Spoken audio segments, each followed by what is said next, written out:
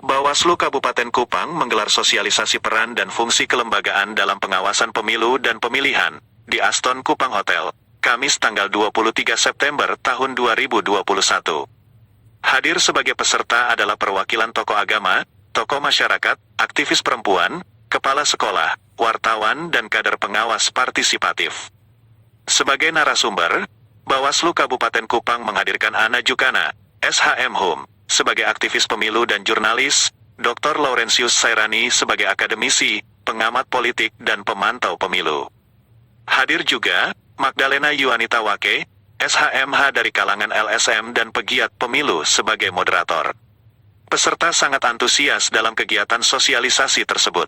Merespon tanggapan dan pertanyaan dari peserta tentang pemilu yang berkualitas, Lawrence mengatakan, pemilu yang berkualitas itu semestinya ditopang oleh informasi yang terbuka, tuturnya.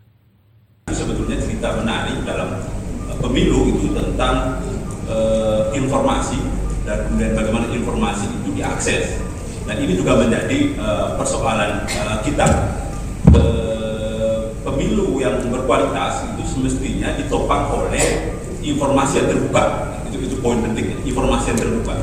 Informasi yang terbuka artinya informasi yang bisa diakses oleh siapapun, kapanpun, yang memungkinkan dia punya knowledge, pengetahuan, pemahaman tentang isu tertentu, misalnya dalam konteks pemilu. Terdapat juga respon dan pertanyaan dari peserta lainnya. Menuju pemilu dan pemilihan 2024, kita perlu belajar dari pemilu dan pemilihan sebelumnya. Pada waktu yang lalu, ada laporan yang tidak ditindaklanjuti oleh Bawaslu, seperti pejabat publik yang menggunakan fasilitas dan program pemerintah pada saat kampanye.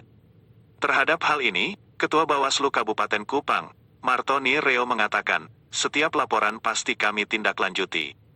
Namun, ada laporan yang terpaksa dihentikan karena ketidakterpenuhan unsur dugaan pelanggaran.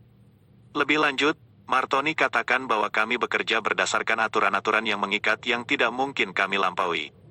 Semua ada prosesnya berdasarkan aturan. Jika tidak terpenuhi unsur-unsur dugaan pelanggaran maka tentu laporan tersebut dihentikan.